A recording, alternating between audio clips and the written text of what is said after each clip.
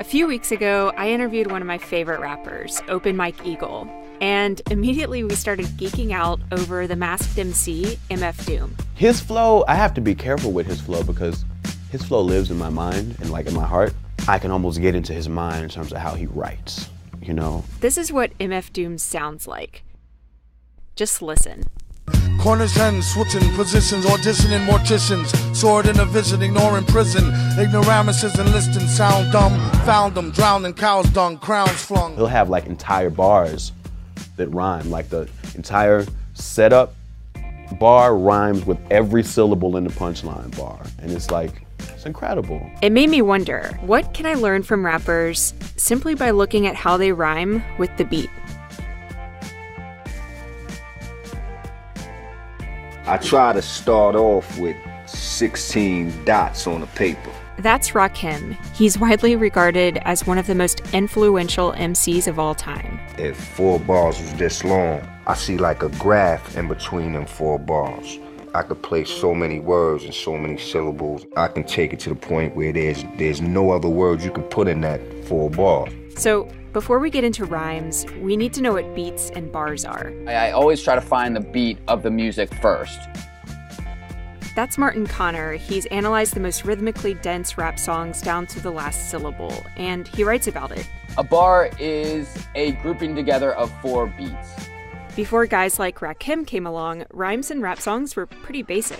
Take one of the first commercially successful rap songs from 1980, The Breaks by Curtis Blow.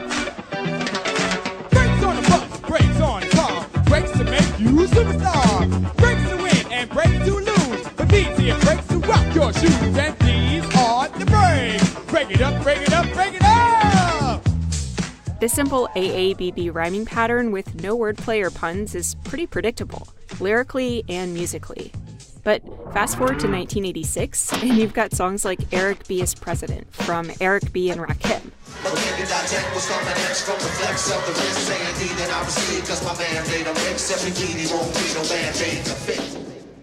Compare this to The Breaks, and it's clear the frequency of rhymes is greater, but not only are you seeing more rhymes, you're also starting to see different kinds of rhymes. Indeed and proceed are internal rhymes, because they happen inside the sentence. Man made a mix and Band-Aid to fix are multi-syllable rhymes. The other thing Rakim does later in the verse is cross the bar line, and he does it in a tremendously clever way. I hurry up because the car don't make him bleed to death, but he's kicking it. Plus it ain't no half-stepping. The party is live, the rhyme can't be kept inside of me. He's erupting just like a volcano. Crossing the bar line happens when a sentence like "the rhyme can't be kept inside" doesn't end when the bar ends. If you listen closely, you'll hear that the second syllable of inside party is live, the rhyme can't be kept inside of me. Lands on the first beat of the next bar. Rakim even references this in the lyric, and it's pretty clever. Now, fast forward 11 years, and Notorious B.I.G.'s Hypnotize cleverly used Rakim's techniques to make one of the smoothest rap songs ever. What I like most about this is that it's not predictable and that it's always changing. So sometimes Notorious B.I.G.'s sentences are long, sometimes they're short. Like the moment in this verse here. Said right, if the head right, Biggie there, and night. Papa been smooth since days of under rules. Never lose, never choose to. Bruise, cruise, who? Do something to us. Talk, go through us. Girls walk to us, wanna do us, screw us, who us? Yeah, Papa and Papa. He's also completely comfortable delivering a sentence across the bar line. But what makes this song stand out the most to me is that before one rhyme scheme ends, another one begins. Like this moment in verse 2. All Philly hoes know it's Moschino. Every cutie with the booty, boy, the coochie. Now who's the real dookie? Meaning who's really the shit? Them niggas ride dicks. You see, the first group of rhymes is the oo sound, and it links the first and second sentence, which then begins the is sound, and so on. It's a huge reason Biggie sounds so smooth here. Now, as much as Biggie daisy-chained an entire song together with rhymes, he was for the most part using single-syllable and single-word rhymes. And this is where artists like Mos Def push things even further. His verse on Redefinition hits nearly every note within the bar with 4-syllable rhymes, and he does it across a whopping 14 bars. Born inside the winter wind. They after December. And these simpletons they mention in the synonym for feminine. Now, in redefinition, Mos Def is clearly rhyming each word with the beat. You got a tenement, what an assemble it. Leave your unit trembling like herds are moving. This is where Andre 3000 shakes things up with his verse in Aquemini. Focus on the beat first.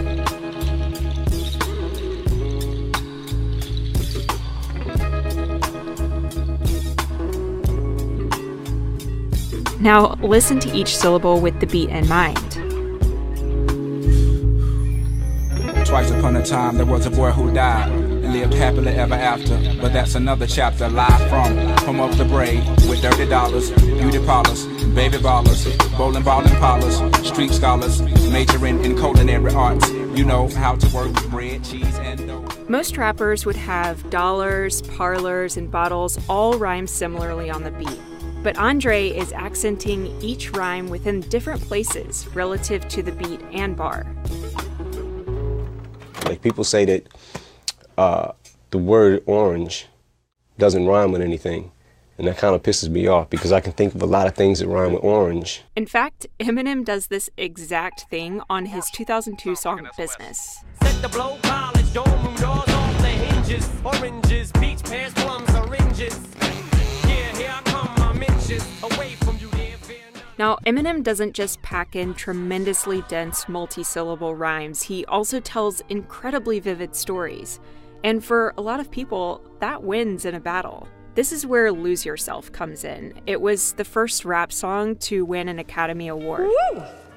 The Oscar goes to Eminem, Jeff Bass, and Luis Resto for Lose Yourself from 8 Mile. His palms are sweaty, knees weak, arms are heavy. There's vomit on his sweater already. Mom's spaghetti, he's nervous, but on the surface he looks calm and ready. I'll see the line and I'll separate it all into not just words or sentences, but into their syllables, you know? When you group all of these rhymes together, this incredibly complex rhyme scheme emerges. It's unpredictable, it's complex rhythmically and lyrically, but it's not just that you're rhyming. It's that while you're rhyming, you're still telling a good story, and like, Lose Yourself is like that. All right, here we go, third take. Today, rappers like Kendrick Lamar are carrying on the tradition of artists that are able to use the musicality of rhymes to create really memorable songs. Let's look at Kendrick Lamar's Rigor Mortis. The sun is under my feet and I come in peace to compete. I don't run if you athlete. My statistics go up in weeks and I go visit the nearest creek and I get busy. Yo, mini MC, really ballistic. Anybody can see any assistance. Everybody to see some persistence. The first thing you'll notice is that Kendrick has created a very clear motive with his rhymes. What's a motive? Well, it's a short musical idea, a musical fragment or succession of notes that has some special importance in a composition. Here's probably the most recognizable motive in the history of music.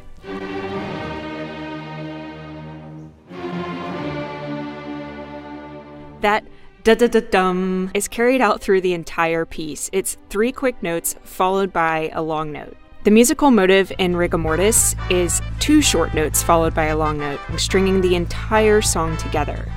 The street, better partition, better dot your T, Hannibal mention, how the you see, put my dick in the rap industry, everybody bitching, getting mad at me, recognize Kendrick in a battery, and I'm sure. It's one of the few songs that like you physically can't rap along to it. When Kendrick goes into 4th gear, he keeps the motive going, and the motive keeps him in check. Really ballistic, anybody can see any assistance, everybody to see some persistence, recognize I be really too vicious, the permanent beast and the demolition, breaking up the street, better partition, better dot your T, Hannibal mention, how the you see, put my dick in the rap industry, everybody bitching, getting mad at me, recognize Kendrick in a battery. And I'm charged up in a catastrophe, is charged up in audacity.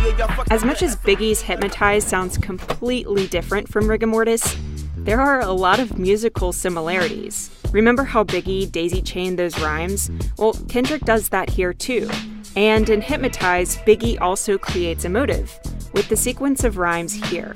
Broads, tits and bras, menage a trois, sex and expensive cars, and still leave you on the pavement. Okay, now let's get back to MF Doom.